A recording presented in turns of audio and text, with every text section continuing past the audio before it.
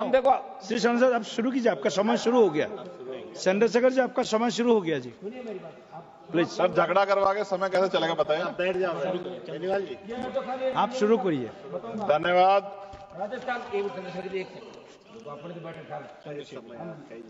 चंद्रशेखर जी आप बताइए, शुरू कीजिए। सामने कोई खड़ा हुआ सर, कैसे बैठ बता। ऐसा नहीं होता है। आप चंद्रशेखर जी आप शुरू कीजिए। धन्यवाद धन्यवाद सभापति जी। सभापति जी, मैं आज अपने कॉलेज के जीवन से शुरू करूंगा सर। जब हम स्कूल कॉलेज जाते थे पढ़ने के लिए, डीवीपीजी कॉलेज देहरादून, मैं और मेरे साथी सर मोटरसाइकिल से जाते थे। मैं, सचिन, सुबोध, फिरोज, नितिन भीगते हुए जाते थे। तो वहां तो बारिश अच्छी लगती थी, लेकिन जब बारिश बाढ़ का रूप ले लेती है सर, भयानक हो जाता है। बहुत सारे लोग घर पे सो नहीं पाते, लोगों के घर उजड़ जाते हैं, इतनी परेशानी। और ये भी मैं कहूंगा सर, आजाद भारत में 75 साल के बाद भी अगर सबको पीने के लिए साफ पानी नहीं मिल रहा है, तो ये हम सबके लिए शर्म की बात है। सरकारों को सोचना चाहिए था कि अगर ये बुनियादी जो जिसमें व्यक्ति का जोर नहीं है, ये कुदरत की देन है, अगर पानी भी साफ नहीं पहुंचा पा रहे हैं तो क्या हमने लोगों के बारे में सोचा है। सर, मेरे लोकसभा क्षेत्र में बाढ़ से बहुत सारे गांव प्रभावित हैं। हर बार योजना बनती है लेकिन परमानेंट सोल्यूशन नहीं होता। मालन नदी, कोटा वाली नदी, गंगा बाढ़ क्षेत्र, छोया नदी, शाहपुर कुचियान, लाहक कला, रामपुर चाडा, पीतमगढ़, घोषपुर, बोरकी, रानीपुर, हामिदपुर, माखन सादात, बूढ़ावाला, तुकमापुर, भवानीपुर, चमरावाला, जगुआवाला, तोफिक वाला।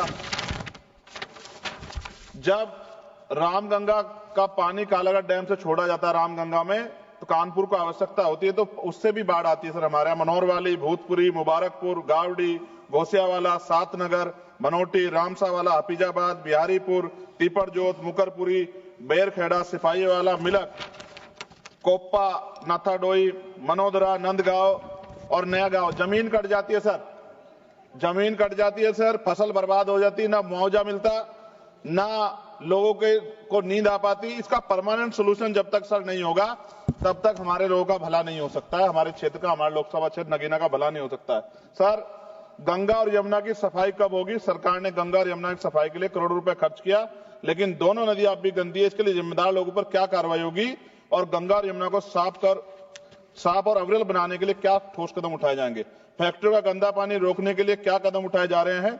सरकार कहती है कि फैक्ट्रियों से गंगा और यमुना में गंदा पानी नहीं जाएगा, लेकिन ऐसा हो रहा है, इसे रोकने के लिए सख्त कदम उठाए जाएं। गंदे पानी को साफ करने के लिए प्लांट कब तक बनेंगे? गंगा और यमुना के किनारे कई ट्रीटमेंट प्लांट बनने थे, लेकिन अब तक काम पूरा नहीं हुआ। देरी के लिए जिम्मेदार ठेकेदारों पर सरकार क्या कार्रवाई करेगी? सीवर का पानी यमुना में क्यों मिल रहा है? दिल्ली और आसपास के शहरों में लाखों लीटर गंदा पानी यमुना में बहा जाता है। सरकार से रोकने के लिए क्या कदम उठा रही है? गंगा के जीव जंतुओं की रक्षा कैसे हो? गंगा में पाए जाने वाली डॉल्फिन और अन्य जीव संकट में, इनकी सुरक्षा के लिए सरकार ने क्या कदम उठाया और उनका क्या असर हुआ? नमामि गंगे योजना सफल हुई या नहीं? सरकार कहती है कि नमामि गंगे योजना सफल हुई, लेकिन जमीनी सच्चाई कुछ और है। क्या सरकार इसकी जांच स्वतंत्र एजेंसी से कराएगी? यमुना की सफाई के लिए बनी योजनाएं क्यों फेल हो रही है? यमुना एक्शन प्लान और अन्य योजनाओं पर करोड़ रुपए खर्च हुए, लेकिन कोई खास असर नहीं दिख रहा। क्या सरकार इसकी स्वतंत्र एजेंसी जांच कराएगी? नदी किनारे बनाए जा रिवर फ्रंट से गंगा को नुकसान हो रहा है, गंगा किनारे बनाए जा रिवर फ्रंट से नदी का प्राकृतिक प्रभाव बाधित हो रहा है। क्या सरकार इस विकास और पर्यावरण को संतुलित करने के लिए कोई नई नीति बनाएगी? गंगा, यमुना और उसकी सहायक नदियों में अवैध रेत खनन, अवैध निर्माण क्यों नहीं रुक रहा, जिससे नदी और पर्यावरण को नुकसान सरकार रोकने के लिए क्या कर रही? बाढ़ से प्रभावित गांवों के लोगों का क्या होगा? गंगा यमुना के किनारे बसे हुए कई परिवार हर साल बाढ़ और कटाव से प्रभावित होते हैं। क्या सरकार इनके लिए पुनर्वास के लिए कोई ठोस योजना बनाएगी? जायसवाल साहब बैठे हैं, बिहार का क्या हाल होता है? 3-3 महीने लोग परेशान होते हैं। गंगा किनारे जैविक खेती क्यों नहीं बढ़ रही? गंगा किनारे जैविक खेती को बढ़ावा देने के लिए बात कही गई थी, लेकिन इसका असर कम दिख रहा है। सरकार इस योजना को सही तरीके से लागू कराने के लिए क्या करेगी? दोनों नदियों के संरक्षण के नाम पर कई योजना बनी, लेकिन उनके नतीजे साफ नहीं दिख रहे हैं। यमुना बचाने के लिए जनता की भागीदारी जरूरी है। क्या सरकार कोई ऐसा अभियान चलाएगी ताकि लोगों को यमुना बचाने में योगदान कर सकें? सर, हर घर को साफ पानी कब मिलेगा? सरकार ने हर घर में नल से जल देने का वादा किया था, लेकिन अभी भी कई गांवों में लोग गंदा पानी पीने को मजबूर हैं। क्या सरकार सुनिश्चित करेगी सभी को साफ पानी और सुरक्षित पानी मिले?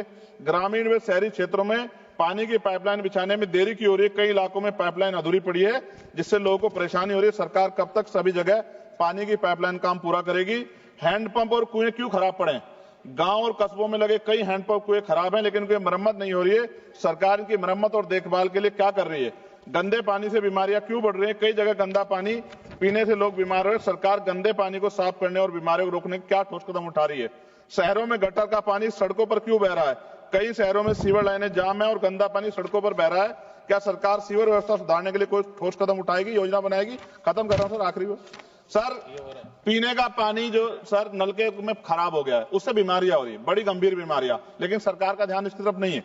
पानी की बर्बादी रोकने के लिए क्या किया जा रहा है? कई जगह पाइपलाइन लीक हो रही है और हजारों लीटर पानी बर्बाद हो रहा है। क्या सरकार इस बर्बादी को रोकने के लिए कोई योजना बना रही है? गिरते भूजल स्तर को बढ़ाने के लिए क्या सरकार कोई संरक्षण नीति ला रही है? पानी और स्वच्छता की योजनाओं में पारदर्शिता कब आएगी? सरकार ने कई योजनाएं शुरू की थी, लेकिन उसके नतीजे स्पष्ट नहीं दिख रहे।